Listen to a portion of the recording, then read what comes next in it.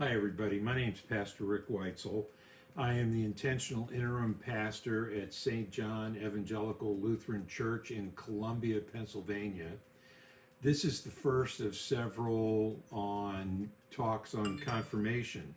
So I'll hold a sign up so you can hope to define them and find them as we go through. I don't know how many there are going to be, but my point is that because of the COVID shutdown and everything, we haven't done a good job of having a confirmation program, and so we're going to begin with one.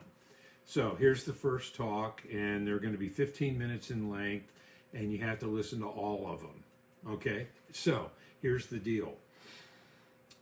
Once upon a time in the church, going back to the very beginning, the most typical thing that would happen would be for the various and sundry ministers of the church, lay people. Initially, there were the apostles and so forth at the very beginning, but as congregations got established, for example, at Antioch in Syria, they commissioned people from the rank and file of the congregation and sent them out to preach. The most famous of them was St. Paul. He started out, his name was Saul. He was from the town of Tarsus. He was an Orthodox Jew. He was a Pharisee, and he came to faith after having been a persecutor of the church. He was so impressed with the way that Stephen, one of the early deacons of the church, comported himself when he was being executed for blasphemy in Jerusalem by the same group of people that killed Jesus, that Saul had a conversion experience on the road to Damascus. I'm not sure he would call it a conversion. It was more of a matter of him as a Jew recognizing that the God of Israel was working through the Messiah, Jesus, and so Saul got on board. He ended up going home and being involved in the fellowship on the other side of the bay from his hometown of Tarsus at Antioch.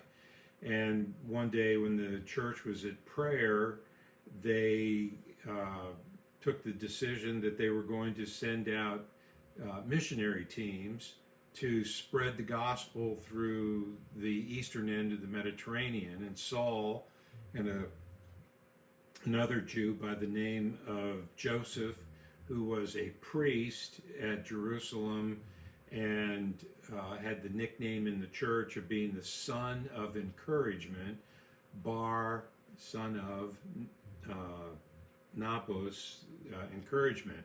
So Barnabas is Paul's partner, and they went out on a trip. I think Joseph was actually from Cyprus, which is an island on the eastern end of the Mediterranean, and they went around sharing the gospel, and they followed a particular pattern, and the pattern was that they would go into the synagogues and they would present their story, the good news of Jesus of Nazareth, the Messiah.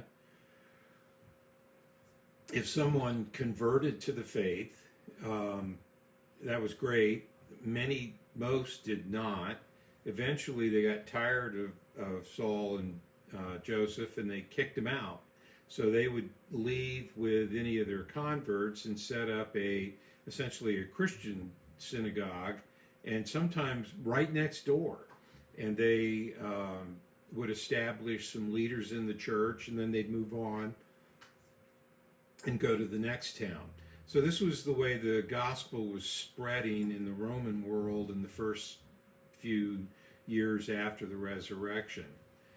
The Bible that they used and quoted from was the Hebrew Bible, which was not in a fixed form at that point in time. It was a collection of scrolls, and there were many scrolls that were popular that were eventually not included. It wasn't until the year 165 of the Christian era, AD 165, that the Jews actually sat down with a body of authoritative rabbis and said, okay, this is the Bible as far as they were concerned. Of course, the Christians used it, and all of that was available in translation in the lingua franca of the day, which was Koine Greek, common Greek. And so most of the scriptures that are quoted in the Bible that you have was from this translation of the Hebrew scriptures into Greek. There was a story about this translation that it was done by 70 scholars in 70 days, working independently of each other and coming up with the exact same thing. So the way you write 70 with Roman numerals, Latin numbers, is LXX or Septuagint, and so that's the name of this Greek translation of the Bible. So you have to understand early on that not everybody had all the scrolls, and there wasn't any agreement about which scrolls were good and which ones weren't, and so forth. So it was the church existed for a long time on the verbal proclamation of the story of Jesus that was done by his immediate followers, people that knew him, and then spread out through the eastern end of the Mediterranean. Eventually what happened was the Jews, for example, I mentioned they had this conference it was actually in Israel, and they came up with a structure of a book, and you can get it now. I have it right over here on a bookshelf called the Tanakh. The Tanakh is Torah, Nabaim, Ketuvim, so the Tanakh, and it stands for Torah, which is the instruction of God. That's the first 5 books, and then the prophetic literature like Isaiah, Jeremiah, Ezekiel, Daniel, Zephaniah, Hosea, and so forth. And that's Nabi is prophet in both Hebrew and Arabic, by the way. So you have the collection of the Torah, you have the collection of the prophets, and then you have the other writings that include things like history books and Psalms and so forth. So Torah, Nabaim, Ketuvim, you take the first couple of letters of each and create an acrostic, and you've got Tanakh. So the Jews formulated the Tanakh in 165, and the Christians had this body of literature that started to come into existence as early, we think the resurrection was in 30, and we think that, for example, Galatians is from the late 40s. So within, say, 10 to 15 years of the resurrection, you started having specifically Christian literature that we still have today. Now, sure, things were written and then they didn't get copied enough and they disappeared in the dust of time, but eventually the Christians wanted to have a specific body of material, and so they took the Tanakh, the Hebrew scriptures, and they created one of their own. And the impetus for capturing these things in writing, I think, begins in the time period 66 to 70, when the Jews got into an all-out war with Rome. Rome finally came and surrounded Jerusalem, and they destroyed the city and the temple and scattered the people. And I think the Christians wanted to make sure they didn't lose things with the original disciples dying and falling away. So that's the impetus for how we got a Bible. The Christians eventually, this thing was supposed to be going, the Christians eventually had a New Testament that captured the story of Jesus, and they organized it in a similar way to the Tanakh. So the first books in the New Testament are Gospels. that we think were written first Mark, Matthew, Luke, then John, and they were all started sometime in the late 40s time frame and were completed before the year 100. And they are connected in terms of Mark's the oldest, because we know that because it's the shortest and the crudest, and that he's copied into both Matthew and Luke.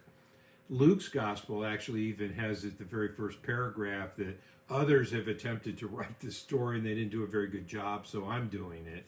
So you have, they all are so similar that they have the same look, so synoptic, same optics. And then John's gospel is a different kind of beast. It's a story of Jesus, but it's 4 parts out of 5 are in Holy Week.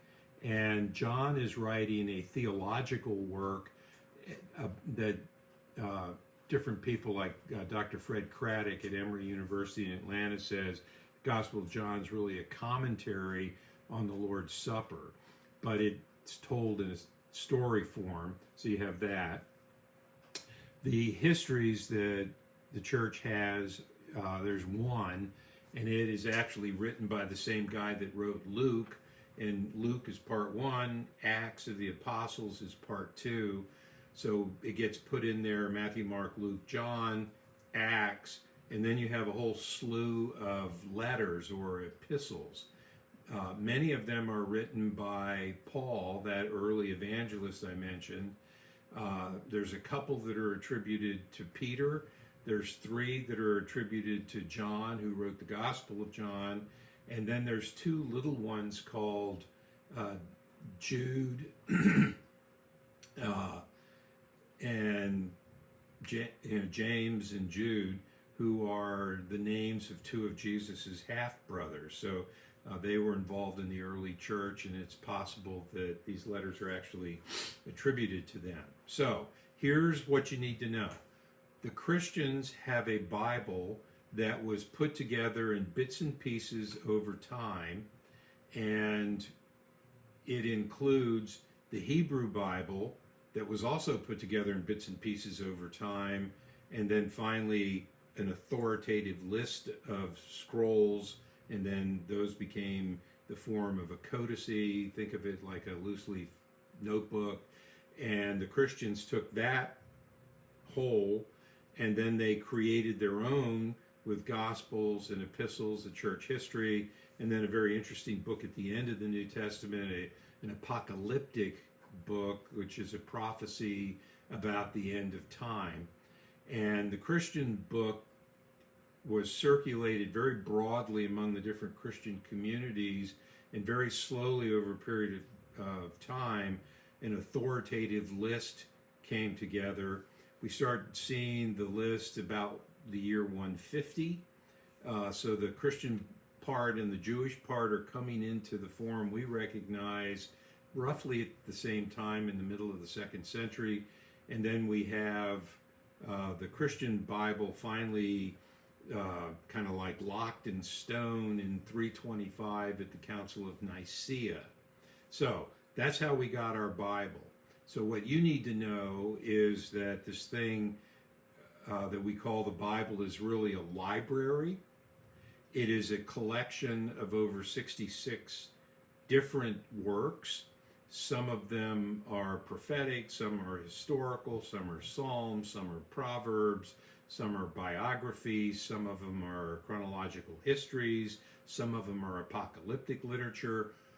All of these books were selected by the people of the church over a long period of time because of the quality of what they have to say about who God is and who humanity is, and how the two of them have trafficked together. So we gave you a study Bible with Lutheran notes and so forth in it because you're Lutherans. And what we would like you to do is get in the habit of reading the Bible. When we have worship services, you're going to get an Old Testament reading, a Psalm, a New Testament reading, and a Gospel reading at every one of our worship services. My suggestion to you is that you bring your Bible with you to those worship services, whether they're online or whether we get back live again soon. Bring your Bible, and we print the words of the lessons out, but you look it up, okay? So what'll happen is you'll be, all right, we're going to read from Zephaniah 3:21, just making up a name and a number. And, where is that? Well, you can go to the table of contents, turn to the right page number, the chapter and verse thing you'll figure out on your own, but it is the manipulation of the text that you will get used to by playing with it. So that's our first talk on the Bible. It comes in two covenants, the Hebrew story, and then as that story emerges in Jesus and he creates a new people of God that encompasses the whole world, and that's the new covenant. And it's all contained now in this small, portable, specialized library. If you have any questions, please call me either at the church or my cell phone that's listed in the bulletin and the newsletter and all that, and we'll be glad to answer any of your questions. Take that Bible we gave you and start wearing it out, all right? Thanks for joining us, and we'll do a series of these things and try to get confirmation down for you. God bless, be safe, and